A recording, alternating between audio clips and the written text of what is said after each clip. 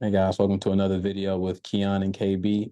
Today we're going to talk about a very important money principle, something that KB taught me a while ago that I've been working to implement.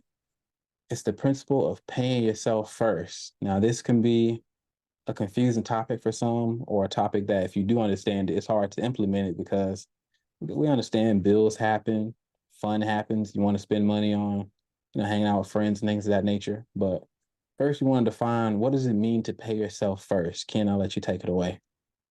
Yeah. So I have to admit that wasn't a principle that I always followed. Um Paying myself first looked like I would put some money in an account because I'm about to go buy some.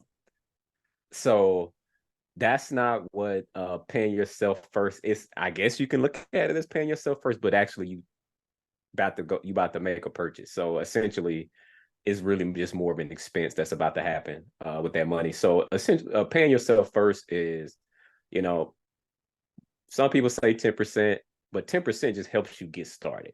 If you can't start at 10%, start at 5%.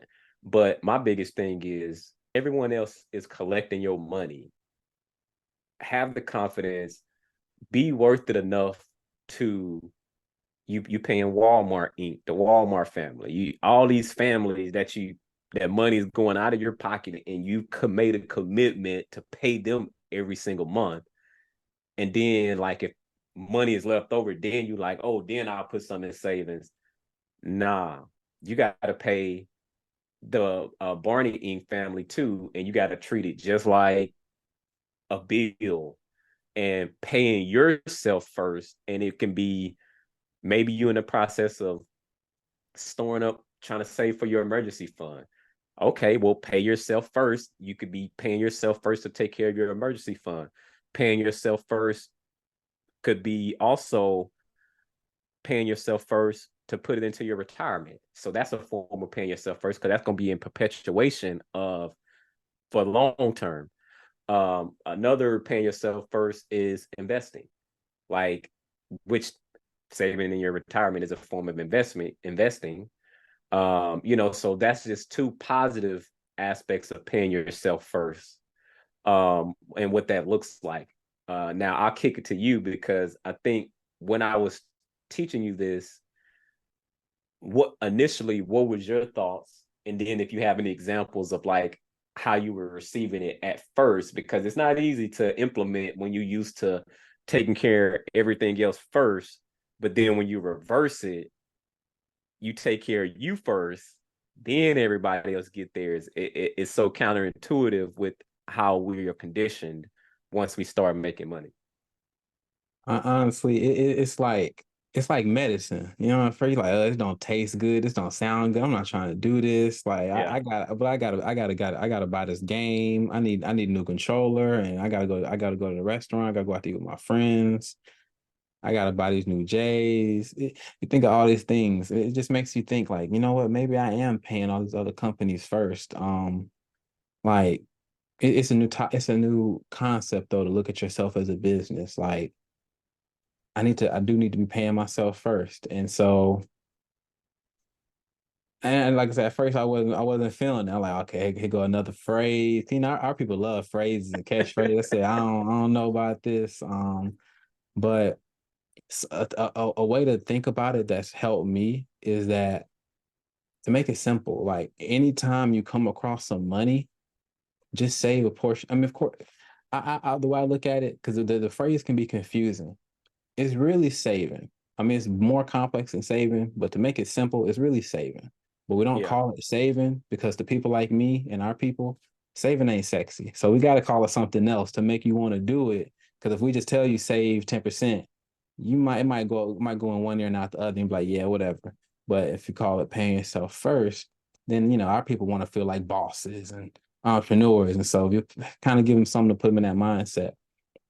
But let's just say, I don't know, someone cash apps you $20 or you pick up $5 off the ground. Save 10% of that. You can spend the way that it works for me, or I like to think about it, you can spend 90% on it on whatever you want. I mean, of course you can if you got bills and stuff. You might want to put it towards your bills. But I'm thinking back to college mind, to high school mind, when I Yeah. didn't have no bills. you can spend 90% of this on whatever you want, going out to eat, entertainment, whatever. But if you picked up a $5 bill, just save 50 cents. That's all. Just put aside 50 cents. So if you listen to this and you're in high school and college, or maybe you're still living with your parents and you ain't got no big bills yet that's sucking up all your money, if you pick up a $20 bill or $100 bill, put aside 10% of it. Just get in the habit of putting up a little bit of it every time you come across some money, because it'll help you break the cycle that I too played a part of, and I still do it sometimes. As my mom used to say, Keon, money just burn a hole in your pocket. Like you just can't hold on to nothing. Like you just gotta spend it when you get it, and it was true. So I want to clear up a misconception, because once I started to apply this principle and learn it and become familiar with it, I started telling people about it, and I told one of my friends about it, and I broke it down to her. I said, yeah, you should pay yourself first. And, she was listening, but she wasn't really trying to hear me. And then we had the Yeah. same conversation several months later. I brought it up again, but I explained it in a different way. Like I explained it how we're talking about it now, saying it's really just saving your money. And she was like, oh, well, why didn't you say that the first time you brought it up? I thought you meant pay myself first means take the money and go splurge and go buy myself a Telfar, go buy myself some makeup or something. And that didn't make a lot of sense to me. And I was like, oh wow, I didn't even realize that there was such a miscommunication. Like, Yeah. because I could see how I mean, just it's semantics, but I can see how someone could take it differently. But no, when we say pay yourself first, that means look at the long-term business of you. Yeah. Long term, you're going to need to have some money saved up for emergencies. Long term, you're going to need to have money saved for investing. And long term, you're going to need to have money saved for retirement. So, SIR, savings, investment, retirement. Pay yourself first. Find some type of way to drop money into those three buckets, or either one of the three or all three, anytime you come in contact with some money. And I guarantee you'll be better off financially. Yep. Hey, that I think that's yeah. Yeah, I think that's a good way to put it. Some people get it caught up into the semantics of, well, should I do 5%? What end up happening is pick a percent that you're comfortable with. 10% is usually the rule of thumb, but what happens is it's really more about the discipline of doing it.